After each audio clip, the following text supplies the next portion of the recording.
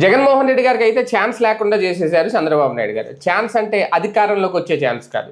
అమరావతి విషయంలో ఇక వేరే ఛాన్స్ లేకుండా అయితే చేశారు. ఎందుకంటే రాజధాని మొన్నటి వరకు మావిగనో లేదంటే 3 రాజధానులను విశాఖపట్నం అనో కర్నూలు వచ్చారు ఆయన. ఇప్పుడు ఇంకా అలా కుదరదు. ఇప్పుడు ఖచ్చితంగా అమరావతి రాజధాని అనేది కంటిన్యూ చేయాలి. అమరావతి రాజధానికి సంబంధించి ఇప్పటికే ప్రారంభోత్సవాలు ఎప్పుడైతే మొదలైపోయినా ఇప్పుడు అవన్నీ తీసేస్తామంటే కుదరదు.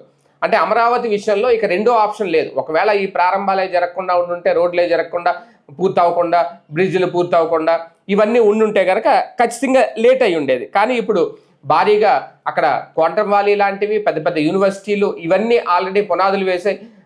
అక్కడ నిర్మాణాలు కూడా పూర్తవుతున్నాయి. ఐకానిక్ టవర్స్ కూడా పూర్తయ్యే పరిస్థితి వస్తుంది. ఇటువంటి నేపథ్యంలో రేపొద్దున రెండో ఛాన్స్కి అయితే అక్కడ అవకాశం లేదు.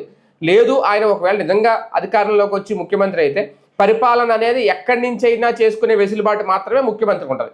అదే ఆయన పులివెందులో కూర్చొని చేసుకుంటారా, అమరావతిలో చేసుకుంటారా, లేదు అమరావతి నాకు నచ్చదని విజయవాడలో కూర్చొని చేసుకుంటారా, లేదు ఇంతకుముందులా వైజాగ్ వెళ్ళిపోయి రుషికొండ మీద కూర్చుంటారా అనేది ఆయనకుండే వెసులుబాటు. అంతే తప్ప ఒక్కసారి క్యాపిటల్ నిర్ధారణ అయిపోయిన తర్వాత ఇప్పుడు పనులు ప్రారంభమైపోయి ఒక తొలి అడుగు పడిపోయిన తర్వాత రేపొద్దు నిజంగా 2028లో ప్రధాని మోడీ చేతుల మీదుగా దాన్ని కనుక ప్రారంభించేస్తే ఇంకా అసలు అవకాశం ఉండదు. అలాగని ఇప్పుడు అడ్డుకోమని చెప్పట్లేదు, అడ్డుకునే అవకాశం కూడా లేదు. తాజాగా చంద్రబాబు నాయుడు చెప్పిన మాట అదే, ఇంకా ఎవరు ఏమీ చేయలేరు, ఒక కీలక అడుగు అయితే పడిపోయిందని నేను చెప్పిన మాటల తర్వాత ఇప్పుడు వైసీపీ ఏం చేయబోతుంది, జగన్ ఏం చేయబోతున్నారు అనేది. కాకపోతే అమరావతి విషయంలో ఇక ఛాన్స్ అయితే లేదు జగన్మోహన్ రెడ్డికి.